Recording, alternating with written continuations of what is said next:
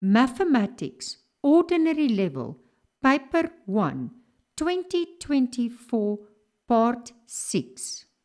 Question number 30. The diagram shows a cone. Calculate h, the perpendicular height of the cone. Okay, where will you find it? In the textbook y equals mx plus c. So cones you will find on page 533. But this is, if you look, it's just a normal 90-degree triangle. So you will find Pythagoras theorem on page 439, example 2. Okay, so let's start. I just look there. So this is the two short. So I'm looking for one of the short sides. So I'm just going to say h squared is equal to 6 squared minus the 4 squared. And then I can even take the square root. So it's 36 minus 16. And it's the square root of 20. And if I work it on the calculator, it's h is 4 and always the full calculator display. 1,35955, and correct to three significant figures, it's 4.47. Okay, and now we go on. Calculate the curved surface area. Okay, so it's not the circle, it's just the curved surface area of the cone. And they even helped you by giving you the formula. Okay, so the curved surface area,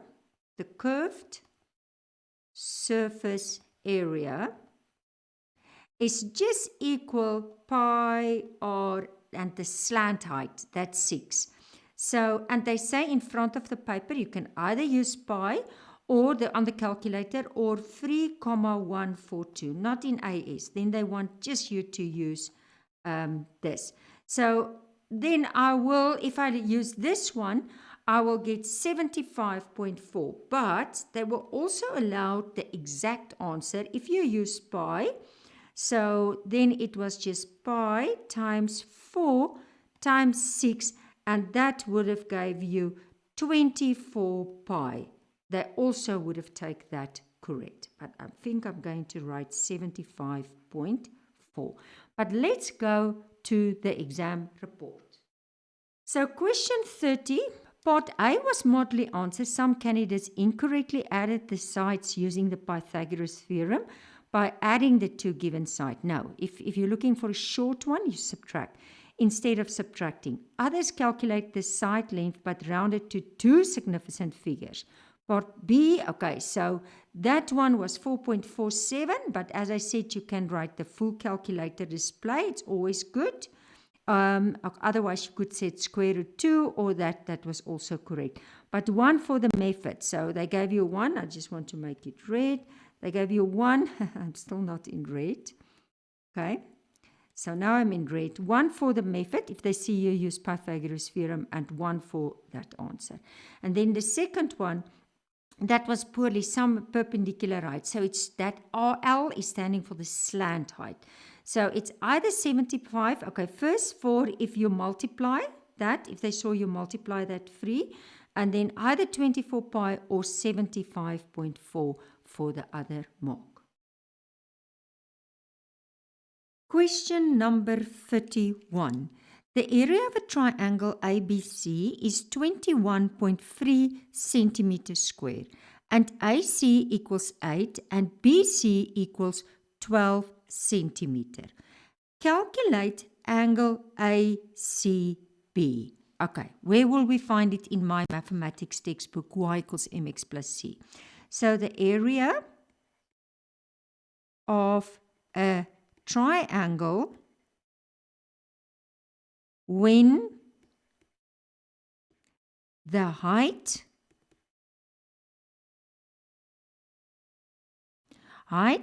is not given. Okay, and you will find a very nice example there on page 465, example 25. Okay, and take note, it's not to scale. Okay, so I'll start by using the formula for the area. So the area of triangle ABC is equal to a half AC BC sin of C. The two sides I multiply half and sin of C. Now I just fill in. So it's 21.3 equals a half 8 times 12 sin C. So it's 21.3 equals 48 sin C. Then I divide 48 and I divide 48. And please don't approximate in between. So I have sin C is equal to 0.44375, the whole calculator display. Make sure your calculator is on degrees, then press Shift Sin, and I will get that my angle, and first write down the full angle. So if I say Shift Sin, and I say 44375 equals, then I get that the value of C is 26.34339183. Or is the full calculator display. And then I get my value of C to one decimal place. It will be 26.3. Okay. As you can see in the textbook, there can be a possible other option also. Although I think in this question and according to the memo, they were just looking for the acute angle. But I still want to mention to you, if you look, you will see you can test it by this. Because the reason why, can I show you the reason why? It's due to the cos diagram. That if you think sin is 2 times, it can be positive. So if I get now this 20, we can just make it to 1, 26.34. That's my basic or my reference angle. So that's 26.34. So to get that option, I will say 180 minus 26.34. And then I will get 153.7 degrees. Now, if that value is not bigger than 180, that means because this stands not to scale, it means that triangle can also be drawn like this. Okay, with the 8, with the 12, with that angle, and you can even go and test, that will also give you the 21.3. But I think in this question, and according to the memo, they were just looking for the acute option. But say in another exam, they ask you for the obtuse angle, ACB, then just remember this part. Okay, so they were just looking for 26.3 degrees, one decimal place. Question number 32. The diagram shows a water trough with a semicircular cross-section with a radius of 20 centimeter and a length of 120 centimeter. The trough is full of water. Calculate the volume of water in the trough. Okay, where will we find it in the y equals mx plus c mathematics textbook? It will be at cylinder, page 521. There's the table, and there you will see a cylinder. What is the formula for the volume of a cylinder? But in this case, it's a half cylinder.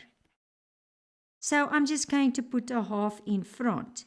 But what is the formula? It's the area of the base, which is a circle, so which is pi r square, and then times the height. Okay, let's just continue in blue. So basically, I'm just going to say half pi, what is r? It's 20 square, and what is the height? 120. Okay, now I can just keep my pi and just multiply everything out. So 0.5 times 20 times 20 times 120, and that will be 24000 pi. Or if I press it on the calculator, the real pi, it's 75398.22369. Okay, so if I approximate to 3 significant figures, it's 5,400. And that will be my final answer. Okay, so let's look on the exam report.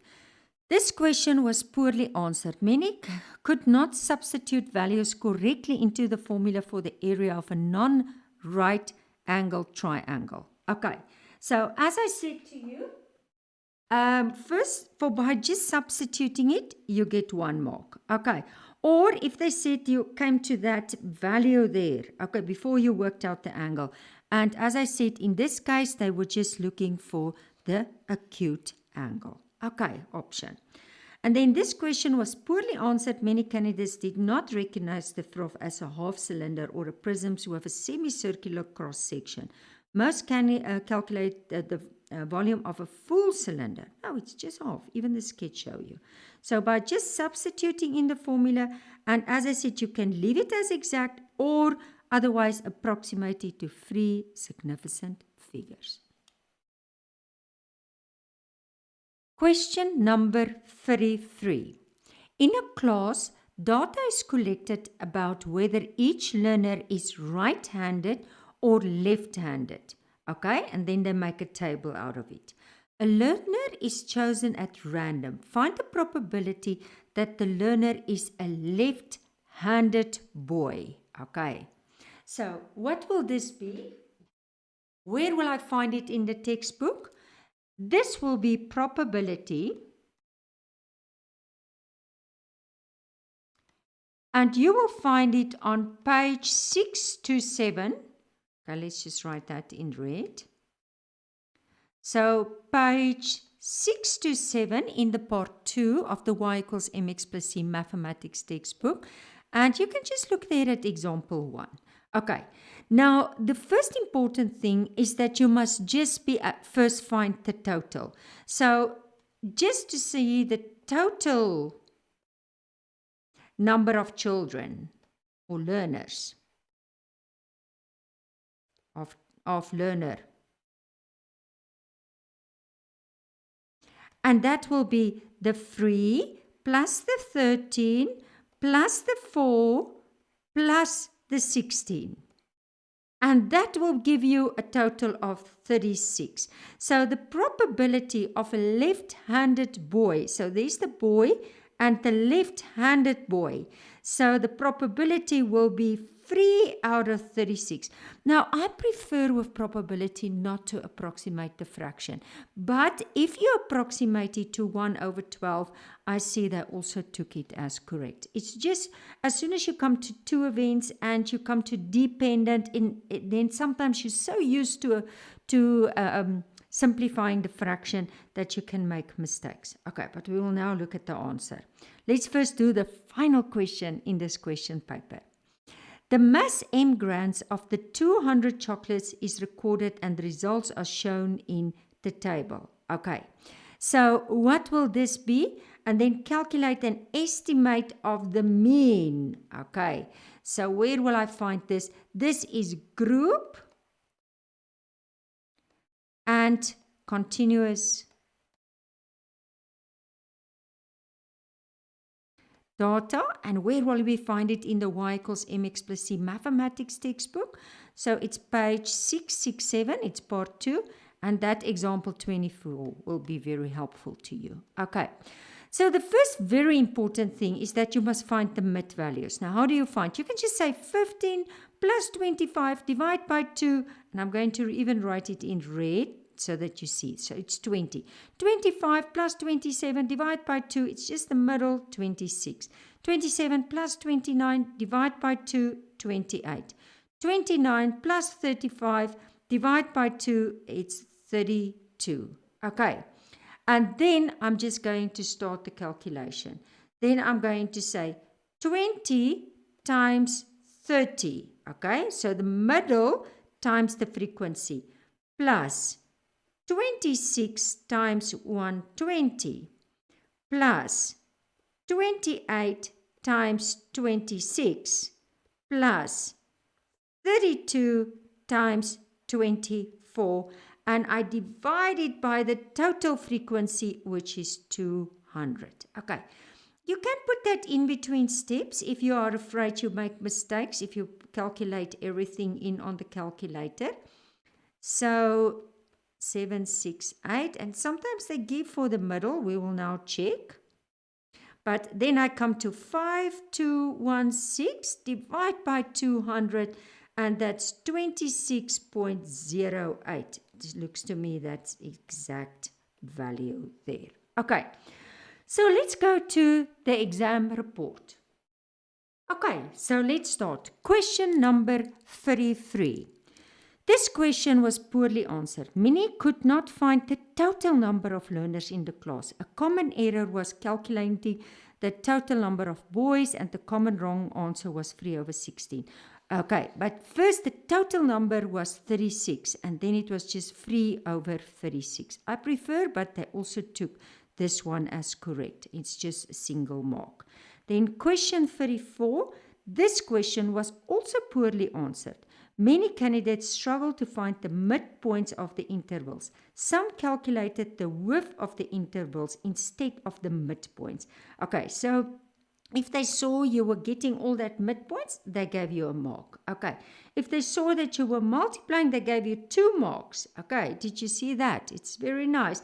If they saw that you came to that, even put it in or this, then they gave you another, and then for the final answer, 26.08, it's an exact, so that's why I don't approximate it to 3 significant figures. But you could have given the options of the fractions also. When mathematics is a struggle and you feel in trouble, no more